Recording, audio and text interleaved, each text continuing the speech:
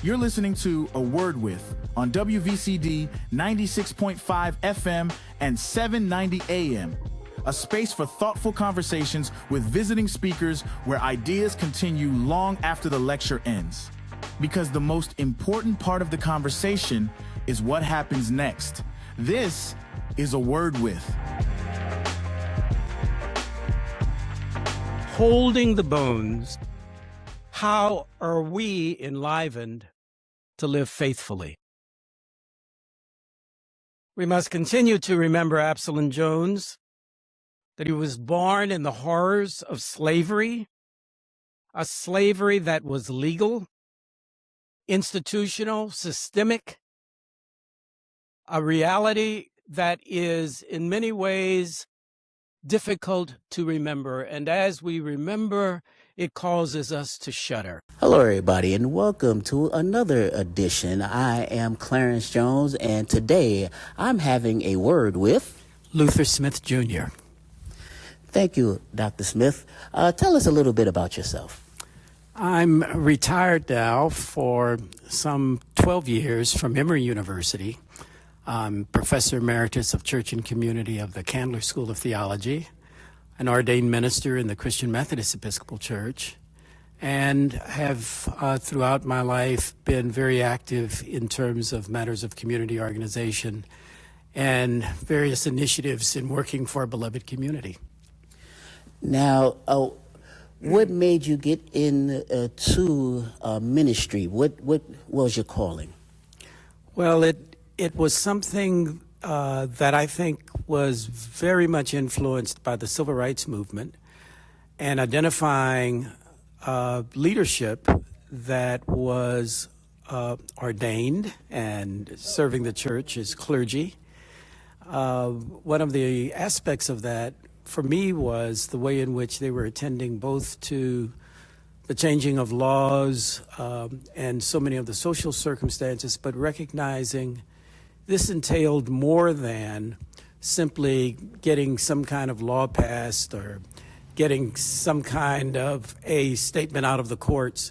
It really related to something deeper, rooted in very much the identity of people, a sense of meaning that's embedded in every individual, as well as what happens when we come together collectively for a cause. And it's this deeper realm, this spiritual realm, that I think was so essential and is so essential to any kind of social transformation. I think without it, you really fail to have the kind of transformation that is in something more than a particular bill or a particular law or a particular cultural custom.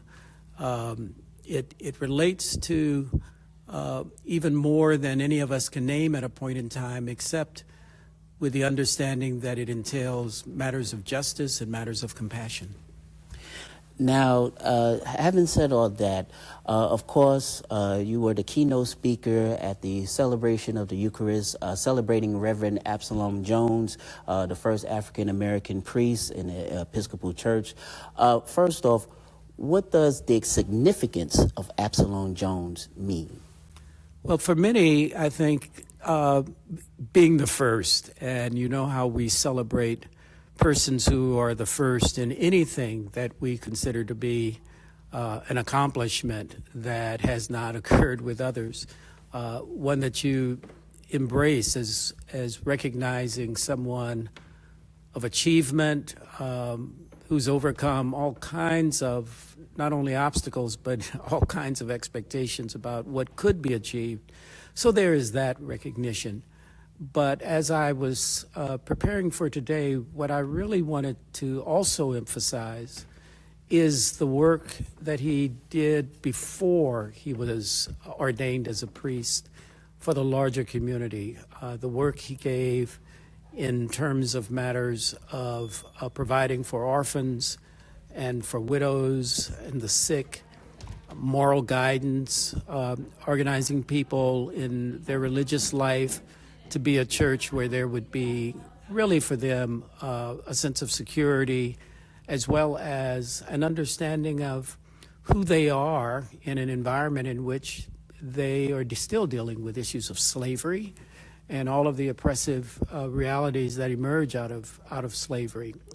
Certainly, Absalom Jones experienced this himself when his mother and his sister and his 5 brothers were separated from him and sold to another slave owner. So when you have someone who has not only in some ways survived ordeals, but has emerged from them with a kind of creativity that Absalom Jones and commitment that Absalom Jones demonstrated in his life, it really is something that you not only recognize for when it happened then, but the kind of meaning it has for us now and all of the intervening times, because prophetic figures, their messages are never time-bound. They are the kinds of messages that transcend the immediate, even though they are for the immediate. Absalom Jones spoke against slavery as an evil that betrayed how God wanted humans to respect and love one another. And he worked to provide black people a church where they experienced security, moral guidance, and where their sacred identity was announced. Another way of describing Absalom Jones's life commitment is that it was one to compassion and justice, that he lived prophetically to establish experiences of beloved community. Now, giving how the impact of Absalom Jones has been through the years, but what it is now more of an impact giving today's climate and what that we are living in, Christians, Catholics, everybody that's living in right now? Well, I think one of the things he gave himself to was persisting in what I think all of us would admit is one of the most horrific realities, that being the reality of slavery, that you can imagine. And when I think of where we are now and the kinds of matters that we're facing, we really have no excuses. We cannot say that the larger cultural realities are so restricting, are so straining, that we feel bound and unable to be responsive to what is needed. No, that's not a legitimate excuse. And I think he models this capacity to overcome those types of obstacles and be an inspiration for us. And we can actually look to him, as we do on this day, as someone whose life we not only admire, but who we understand is really, in many ways, expecting us to be responsive in our own way. And it reminds me of the scripture from Hebrews 11, where you have those in the cloud of witnesses who had lived long ago, who are looking to you for things they themselves could not achieve. And Absalom Jones is looking for us in that way. Yes, indeed. And you know, today you had a message, and there was one word that just stuck out to me, was strangers. For those who wasn't able to come in and see the celebration, what was the message to the Voorhees and the community? The significance of Jesus' teaching about how we are to welcome and care for strangers, which not only in our culture, it's been throughout history, has been really very difficult, because so many cultures have perceived strangers as sources of fear and sources of not only challenge but disturbance. There's a philosopher, William May, who notes that in many languages, the word for stranger is the same word that is used for enemy. And I think it reflects how we have this perspective about strangers, that they are enemies unless they prove themselves otherwise. And so often we're not even interested in waiting for people to prove themselves otherwise. We're more interested in matters of protection, and we become so wary that we fail the significance of hospitality.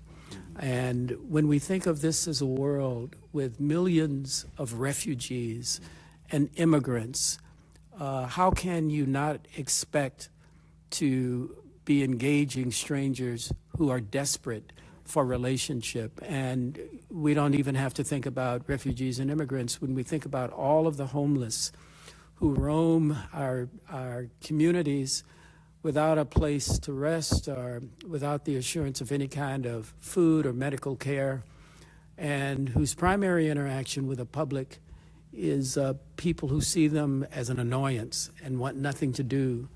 And as many of the homeless have said, if someone turns me down for my asking, I can deal with that.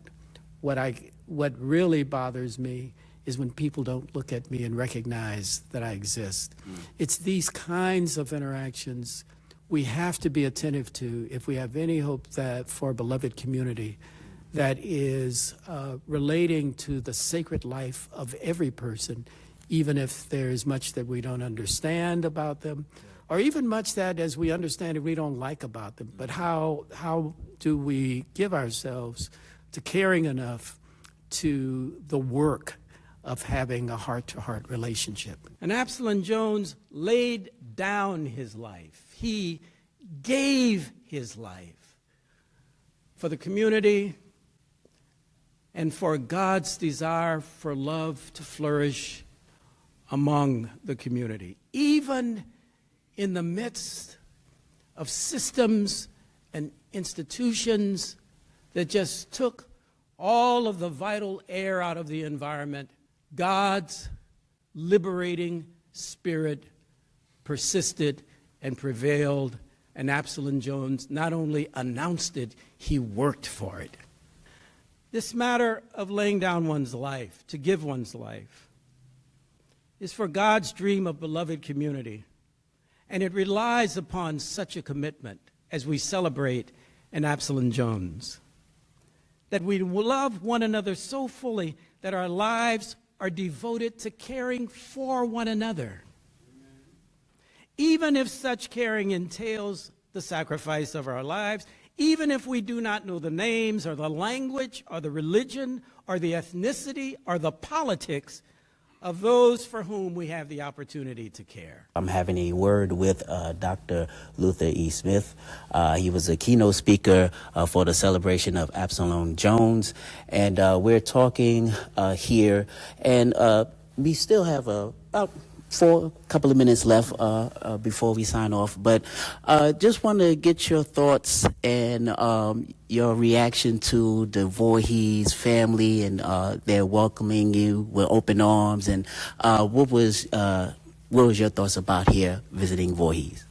Pardon me. This was just really an anticipated visit for me, because I'd heard about Voorhees for years, but really never have stepped on campus before, had not heard from persons who were graduates of Voorhees, and in my own preparation, to be more aware of its rich history and contributions, and now to be on campus and to see, you look to see the buildings and the grounds and the students and their expressions, all to just give you some flavor that's not in itself sufficient, but it makes an impression. And the impression has been one of this being a vital community. And I've been welcomed with hospitality, which is another sign of vitality. Mm-hmm. And I'm just very, very thankful for this kind of relationship, and hearing the testimonies of people who have been coming to Voorhees, even if they're not graduates of Voorhees. You can really sense how they cherish the school, its history, its meaning, which will say a lot for, I think, what the future has to anticipate from Voorhees itself. Well, Dr. Smith, thank you so much for your kind words and your message to the Voorhees audience and the community. We appreciate your visit and whatnot. And of course, Dr. Hopkins has invited you back here, so you have an open invitation now. I so delight in that, and I will look forward to that visit. Thank you. It's the sort of experience where you feel so engaged and welcomed that you want to know more and experience more of a place. And I'm sure my life will be all the more enriched from the return. Thank you so very much and having a word with me here today. My joy. Thank you. All right, and thank you. And I am Clarence Jones. Thank you for tuning in to another edition of Having a Word With. Thank you so very much, and we will talk to you again soon. That concludes this episode of A Word With. Thank you for listening to WVCD 96.5 FM and 790 AM. To see photos of our guests and stay updated on all things Voorhees, follow us on Instagram at WVCD Radio and at Voorhees University, and on Facebook at Voorhees University 1897. Join the conversation online, and we'll see you in the next one.